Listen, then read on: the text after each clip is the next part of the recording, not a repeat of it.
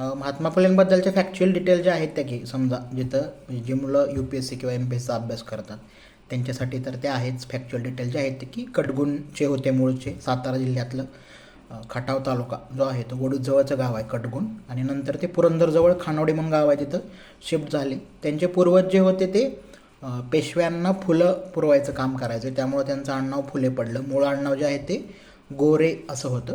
आणि नायगावचे जे नेवसे पाटील आहेत त्यांची कन्या म्हणजे सावित्रीबाई, त्यांच्याशी त्यांचा बालविवाह ज्याला म्हणता येईल की त्या काळात ती कॉमन प्रॅक्टिस होती की 13व्या-14व्या वर्षी महात्मा फुलेंचा विवाह झालेला होता. सुरुवातीचं शिक्षण आहे ते मराठी शाळेत ज्याला म्हणता येईल की पंतोजीची शाळा ज्याला म्हटलं जायची त्या काळात, आणि नंतर जे शिक्षण आहे ते स्कॉटिश मिशनरी शाळेमध्ये झालं. फुले खूप लहान होते, 9-10 महिन्याच्या असताना त्यांची आई वारली, चिमणाबाई ज्या आहेत त्या, गोविंदराव वडिलांचं नाव.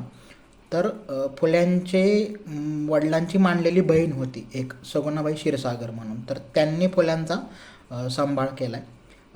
त्या कमी वयात विधवा झालेल्या होत्या, त्यांना जवळचं कोणी नव्हतं किंवा त्यांच्या कुटुंबाने फारसं त्यांच्यासोबत संबंध ठेवले नव्हते, त्यामुळे त्या गोविंदराव फुले यांच्या आश्रयाला राहत होत्या आणि एका मिशनऱ्याची मुलं सांभाळण्याचं काम त्या करत होत्या. आणि मग त्यांची मुलं सांभाळता हा नुकताच आईविना पोरका झालेला जो मुलगा आहे ज्योतिबा ज्याला म्हणलेलं आहे की ते लक्षात ठेवलं पाहिजे लिहिताना किंवा उच्चार करताना. ते ज्योतिबा असं नाही आहे, ते ज्योतिबा असं आहे की महाराष्ट्रातलं जे ब्राह्मणेतर किंवा बहुजन ब्राह्मणेतर समाजाचं जे दैवत आहे ज्योतिबा कोल्हापूरचा, तर ते आहे. ज्योत या शब्दाला थोडासा संस्कृत टच आहे, ज अर्धा त्याला य जोडणं ज्योत या अर्थाने, तसं नाही ते ज्योतिबा फुले या अर्थाने. म्हणजे लिहिताना पण ती काळजी घेतली पाहिजे, कारण तो पूर्ण फुल्यांचा जो संघर्ष आहे पुढचा जो काय आयुष्यातला 50-60 वर्षातला तो संघर्ष ह्याला आहे की तो पॅरलली त्यांना ते एक स्ट्रक्चर उभा करायचं आहे. आणि त्यामुळं ते ज्या स्ट्रक्चरमधून येत आहेत किंवा ज्या स्ट्रक्चरची मांडणी करू पाहत आहेत त्या स्ट्रक्चरच्या टर्मिनॉलॉजीचा आपण बारकाईने त्या ठिकाणी विचार केला पाहिजे. त्यामुळे लिहिताना ज्योतिबा लिहिणं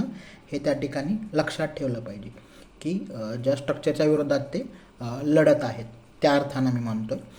तर सगुणाबाई क्षीरसागर यांनी मिशनऱ्यांची काही मुलं त्या सांभाळायला होत्या, त्यांच्यासोबत महात्मा फुलेंचा पण सांभाळ त्या ठिकाणी केला. आणि त्यातनं त्या मिशनरी इन्स्टिट्यूशनची ओळख महात्मा फुले यांना झाली आणि त्यांचं जे शिक्षण आहे ते स्कॉटिश मिशनरी शाळेत झालेला आहे.